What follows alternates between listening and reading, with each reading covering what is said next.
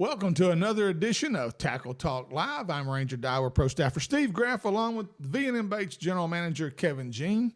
Kevin, today we're going to really give them some great ideas on how to save money as fishermen. And we both know we spend some money fishing. The sport is very expensive, Steve, and you know that's one thing that I get asked about most at shows and stuff is what's some tips? How can I save some money on this? Because it is very expensive. Yeah, and I guess it's like any other sport, whether it's golf, fishing, hunting. The more you get into it, there's so many things that you need or you want. And today we're going to give you some ideas, though, and some tips on how you can save money in the long run and possibly put more money in your pocket from your live well by catching more fish. And a lot of it's small things that we can do. We either don't do or we don't find the time to do them, right, or we don't know what to do, honestly. Exactly. And we're going to give you a lot of those tips here today just to kind of help you save some money in this industry and this sport that we all love so very much. Fishing line, Kevin, that's where we both spend a lot of money on fishing line. I mean, it's just when you fish the level that we're trying to fish, whether you're a weekend warrior, the last thing you want is bad line on your rod and reels. Absolutely. And there's several different things you can do with your line. One, something that I do is buying bulk spools. This is some High Seas fluorocarbon. High Seas is a fluorocarbon I fish with and braid. But this is the 1,000-yard spool. They have the 1 pound spool. I know in different brands like you have here. This is a 3,000-yard spool. Right. But you save money buying the bulk spools. No matter what size, depending on how much you fish, you can decide how much of a bulk spool. I like the 1,000-yard spools because they fit well in the boat, right, in the to storage travel locker, with, to travel with. They fit. The 1 pound spool is a humongous spool, and it carries a lot of line. But I go through a couple 1,000-yard spools a year. But you save a lot of money by buying these bigger bulk spools than buying 20 to 30 of the 200-yard spools every year. Well, and it allows you to change out your line a little more often, especially if you're fishing on hot, sunny days and your line takes a beating. The sun is the worst thing on fishing line. When it lays on the deck of your boat on that reel and that sun's beaming down on it, one thing I do in the summertime is a little tip. I turn all my reels upside down, face down on the deck of the boat to keep that sun off. Especially for braid. Especially for braid. Yes. One other thing with line, Steve, that is very, very important is using backing line on all of your reels. Yes. I use some 12, 15 pound monofilament. Yeah, old line. Just old line. Old line works for that. Monofilament line, because I don't fish with monofilament much anymore. Right. I'm a braid fluorocarbon guy. I know some guys like it. I know you fish with it Top a little water, bit. I'll throw mono. But still, I use monofilament. So a backer is basically you strip all your line off your reel. Right. And you want to put that backing line on about the first 20, 25 yards. Yeah. And then you connect that to whatever line's going on there. Yeah. After you do 10 to 20 rod and reels, after you reline them, that backer really adds up to about a 200-yard spool. Yeah. So again, you take your reel, you take all line off of it, you put a backer line on there, whatever cheap line that you don't want, that you don't really use very often, and then whatever line you're going to put on there, you connect them together, tie them together. You can probably gain as much as 2 to 3 swap outs on line by putting the backing on. So another thing too, keep your fishing line. Nothing is worse on fishing line than ultraviolet light. Ultraviolet in stores, always buy your fishing line at a place that has a high turnover in fishing line. Don't buy it at some place that it's been on the shelf for months, because the ultraviolet light from the store's lights will cause problems and weaken your fishing line. Most guys, I know me, myself, I keep mine in a dark, cool place all the time when I'm not using it. Some guys even put it in the refrigerator. Yes. So this stuff is expensive, guys. It is, and we use so much of it nowadays. All bass fishermen have at least 15, 20 rod and reels in their boat. You got to take care of your line the best way possible. Yep. Another thing too, labeling, organizing, being organized in your boat and being organized with your rods and your reels is very important. Now you say, well, what does that mean? Well, I happen to have right here a Dymo label maker this thing right here, and I use it on all my tackle boxes. Every box I've got is labeled. When I open my lid in my boat and I raise it up, I can see what everything in that rod lock and everything in that storage locker has on it. I know exactly where it's at. But this label maker, get you a good label maker because it is worth every penny you spend on it. I'm constantly using mine. The next thing I do, especially with my rods, one thing I do on all my rods is I label every rod. I use this white electrical tape, and I will wrap it on here, and I will put what size line and whether it's a fluorocarbon or if it's copolymer or mono or braid. I'll put the 15-pound F, which stands for fluorocarbon, and I will date it, the month and the year. I put this on That's October. the biggest thing is that date. Yes. Because then you know, all right, it needs to be changed or it doesn't need to be changed. And I've caught myself a lot of times changing line that you don't need to change. Yeah, or you don't know how long it's been on there. I've had a guy this week that said, man, I don't know how long this has been on there. I said, well, if you start dating your rods with this white electrical tape and put the date on there that you put it on, you'll know. And I'm just not good enough with, when you got so many rods, as we all, every anglers, you can never have too many rods, as we all know. So the more rods you got, the more that helps you organize yourself in terms of what do I have on my reels? How old is it? There's no question. And sometimes you don't even throw that particular rod and reel that much. And I kind of know which ones those are, but it's because of what I'm using those particular rods for. So, and some people, I've actually done this. I've gone color coded before. You know, the yellow might be 12 pound, the red might be 15, and the blue might be 20. So some guys use colored tapes, you know, but this is a great tip to help you make sure you keep fresh line on your reels. Absolutely. Next little tip, only use tungsten when needed. Yeah, and see, I don't do that. You know, and that's a great tip. And we say that, and I love tungsten. I fish tungsten a lot too. That's all I use. But Carolina rig. Yeah. I don't use tungsten on a Carolina rig. That's different. You can buy a 3-pack of egg wakes for $1.50. Yeah, you got me doing that. You know, and it's the 1 ounce, 3/4, ½ ounce. But you know, so many applications we use tungsten with, it's really not needed. No, you're right. As expensive as tungsten is, and again, I'm a tungsten guy. I fish with, but I catch myself all the time is, why couldn't I be throwing lead right here? And after you break off 2 or 3 times, and you spend about $30 right there.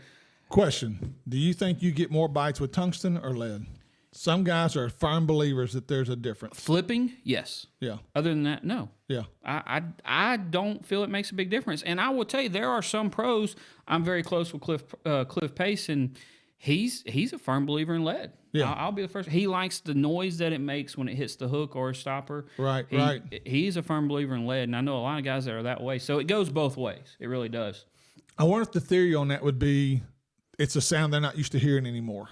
Everything's tungsten now. Yeah, everything's tungsten. I can see that. You know, it's one of those things. Does it matter? Does it not? I don't know. But a lot of applications, again, like a Carolina rig, you do not need to use tungsten on a Carolina rig. Right. Make sure you're using lead that doesn't cost as much. Kevin, these little puppies right here, the things we call crankbaits, they are very expensive. And the bigger ones especially, your 10XDs, your 5X, 6X, those things cost a lot of money. How can I save money, Kevin, when it comes to crankbaits? Lure retrievers. Yeah. Steve, I'm a deep guy. I love to fish deep. I love deep cranking. And when you get hung up, when you pull into the wood or a tree top or whatever, when you get hung up, as long as you don't sit there and jerk on it, you can send that lure retriever down there, and there's several different styles of them on the market, and hop it a few times, and it comes right off. Right. I can't tell you the amount of crankbaits I have saved in Alabama rigs as well. We know how much money goes into an Alabama rig. Exactly. And you're talking $15 to $20 on some of these crankbaits. Oh, absolutely. So, all of them. And lure retriever costs what? $7, $8? Maybe. Yeah. It's paid for itself on one crankbait. One crankbait you pay for yourself, but I mean, throughout the year, you can no telling how many hundreds of dollars you can save yourself with these lure retrievers. Guys, they work. You need to keep them in your boat. No telling how much money you can save yourself. Now, are you a big believer in the telescopic lure retriever, or you like the one on the string, you run it down the line? I like the ones that run down your line. Okay. You can snap them right on your line. They run all the way down there. You give it a couple hops. Now, I'm not saying it comes off every time. Right. But those 5 or 6 times it comes off, that you save that $50, $60, whatever it might be, it's worth it. It really is. Exactly. All right. Use hooks with keepers like the new Mustad grip pin. I've got to use the Mustad grip pin quite a bit because let's say you've tore the head in a soft plastic bait. The grip pin, if you check it out, that grip pin actually holds that plastic on there, whereas most other hooks it wouldn't. Right. You would have to change baits. And I've caught myself this past summer doing that a lot, flipping boat docks. I would get down, to the head of the worm, would almost be falling apart, but that grip pin holds that plastic on the hook, so you don't have to change plastics every time you catch a fish. Well, and two, with for example, this is the Gamakatsu. Doesn't have but this is a J-bend type hook. So those hooks are not going to necessarily need that keeper pin. But if you're throwing straight shank, and one thing I've learned and have been told by several of the elite guys, straight shank hooks give you a better hookup ratio than you will with the J-bends. So always keep that in mind. But the ones with the keeper on them. Yeah, if you haven't tried the Mustad grip pin, you need to give them a try. They got a little soft plastic bait keeper on the top. I really, truly believe gets you a couple more fish per plastic. Right. Another thing that helps save you money is gasoline. How can I save money on my gas? And that's been asked for me several times. Well, a lot of guys, your boat is going to burn a lot more gas than your truck will. So if you're on a good example, I was on Rayburn this past weekend. I put in at Castle Boykin, fished the north end of 147 Bridge, all up there, and then put on trailer to run, drive to Caney, drop in the water right there, fished Caney Creek. But it was a lot cheaper for me to load my boat on my truck and drive to Caney than it was for me to run my boat all the way to Caney and then back to the boat ramp. So that's another way you can save money. If you're fishing different parts of a lake and different times and you want to fish, say, one end till noon and then put on trailer and go to the other end, hey, that's don't run your boat down there. That's number one, it's harder on your motor. On your boat, that's just more wear and tear on your boat, especially if the water's rough. So drive your truck, load on trailer, put that circle on trailer, and drive to the next boat ramp. A lot more miles per gallon in that vehicle. Yes, sir. Sure yes, sir. is. Clean and maintain reels. I know that's something you do religiously. Hey, Kevin, I am a stickler for that. I actually do my own cleaning of all my reels. And one thing I started doing a year ago or 2 years ago and noticed my reel cleaning became so much easier, I quit trailering with my rods on the deck of my boat. Now, if I'm just going, 10 miles, sure, no big deal. But if you're driving an hour, 2 hours, like a lot of times we're driving back and forth from Toledo to Rayburn, I put them rods either in my rod locker or in the cab of my truck, especially if I'm by myself.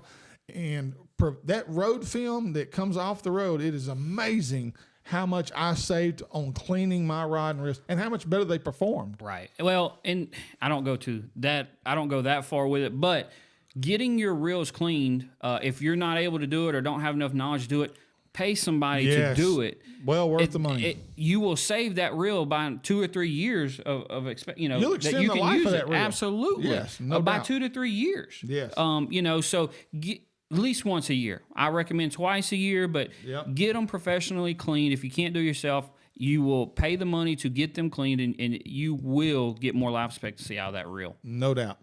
Also, recycling soft plastics. The big stickler. A lot of times, Kevin, we've caught fish that when you get them in the boat, it's got a 4-pound head, but it's got a 2-pound body, and they look real skinny. Well, a lot of times that soft plastic that fish has ingested soft plastic and cannot process it and digest it properly, so the fish will actually end up dying. Don't throw your plastic back in the water. Put it in the bottom of your boat. Get you a old coffee can or a bag or something and drop them in that bag. Never throw your plastic off the side of the boat anymore. Try not to do that. No, absolutely not. These fish are too important to us. We all like to go catch more and more fish, and the more stuff you throw aboard, they easily can die from that. I mean, there's no telling how many fish don't make it through the year because of soft plastics thrown overboard. Yes, exactly. I mean, you think about last weekend, there was 600 high school teams. Yeah. There's 200 and something on the BFL. You can end up 800 boats on a body of water. If just one guy in every boat throws one piece of plastic out over the side, that's 800 pieces of plastic that just went into Sam Rayburn on one day. Yeah. So it's well worth it. And a lot of this plastic, I kind of got into a little bit myself of melting it back down and using it to re-pour. Nah, I don't do that. Throw it in the trash can. Grab you another pack of J-Bugs. You can do that. But if you're one of those guys that likes to tinker and create your own new colors, and I did a little experiment with that myself. I'm big on changing out my skirts and doing things different with spinnerbait skirts and jig skirts. But you can recycle your plastic, melt it down, pile it up in your storage room, and in the wintertime you want to pour you some worms or whatever, try something different, do it. All right. Another thing with baits is changing out the treble hooks. Yes. I know a lot of guys, especially when growing up, changing out the treble hooks wasn't a big thing. Right. They rusted, they get dirty, you threw the bait away. Right. Guys, you can save yourself a lot of money buying the treble hooks. The bait's still a good bait. All you got to do is change the treble hooks out. Don't throw your bait away just because the treble hooks get rusty or bent or so on and so forth. Simple, buy the treble hooks, change them out yourself, keep that bait in the water, and that way you don't have to throw it away. And a lot of companies over the years have gotten better at putting good quality treble hooks on their baits because they realize anglers will pay for them. So, but years ago, they used to put old cheap hooks, some old silver cheap hooks on not just different companies did different things to try to cut costs. Well, you better change them puppies out. So, because a lot of those old silver hooks, they will not hold up over time. So change your hooks out, whether you're an owner, Gamakatsu, whatever your brand you like, get that brand and change them puppies out. And also by changing them out, you catch more fish, you get more fish in a boat, which will win you more money. Yes. And another thing, if you're catching a lot of fish on a particular crankbait, in 1 day or 2 days, you might want to change them suckers out because they will get dull on you. Absolutely. So, all right, boat covers. Guys, I'm going to tell you, when you buy a boat, don't pinch the pennies on a cover and not get a cover, because I'm telling you, the cover is one of the most important things, especially if your boat sits outside. You better have a cover for it. Nothing is more damaging on the top cap of a boat than the sun. And it is so important. But electronics or anything in your boat. Yeah, all your everything inside that boat, and especially now, these boats are $80,000 to $100,000. Well, spend that extra $400-500 on a cover, because it will pay for itself. And when you go to sell that boat, you're going to lose some of the value if it's the color or your electronics has faded through the sun. You know, in most of us stores now, store our boats now in a garage, but travel. You need a boat cover. It will really help the value of your boat. Absolutely. Yep, it surely does. Next thing.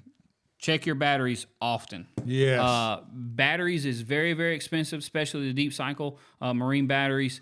Guys, the biggest thing, and one things I come to find is they don't keep them on charge during the cold part of winter. Yeah. You have, when it's 30 degrees and it gets cold, those batteries die fast. Yes. All the new battery chargers, built-in chargers in these boats. You can leave them on charge. Leave them plugged in. Don't unplug them. Don't charge them the night before. Plug them in. Leave them on charge when you are not fishing. It saves the life of your batteries. It really does. Yeah. Always check your water levels. I know I check mine every year, probably twice a year. Like I've started fishing in January this year. We've already fished several events. And probably by end of March, 1st of April, I'll check all my water levels because they've been charged a lot, up and down. I will check my water levels April 1st, and then I'll probably check them again probably September, because the summertime, they really get hot due to the summer heat. Plus the heat they're generating themselves, they're going to evaporate a lot of water. So make sure you keep your battery levels with proper water level, and you've got to make sure you can't just put tap water in there. No.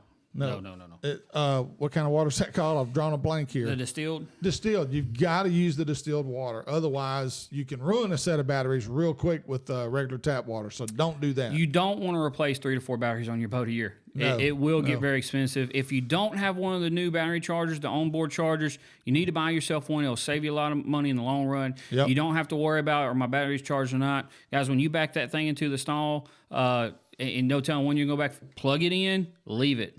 Yep. Don't take a chance of that if it get cold and that battery going bad.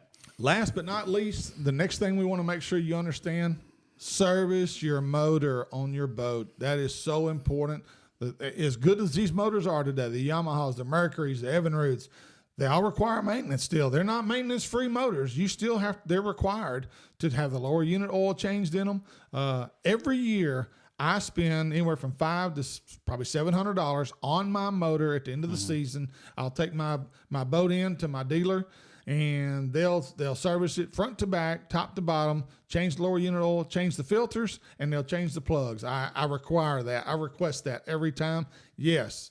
It's one of them deals, the old commercial, you can pay me now or pay me later. I'd rather pay them now, because later on, especially if you get hung up on the water or get broke down on the water because you didn't service your motor properly. So it's important. That $500 to $700 you spend to get it serviced is cheap compared to what you might spend if something goes wrong. Yeah, it's worth every penny you spend. Absolutely, on it. absolutely. So, well, Kevin, that's going to wrap it up. I mean, I think these are some great tips, some great ideas, and maybe you've got some more out there. Make sure to go to our Facebook page and like us on Facebook. Make some suggestions of your own. We'll post those, and give us your ideas as to how to save money as well. And until then, we'll return with more Tackle Talk Live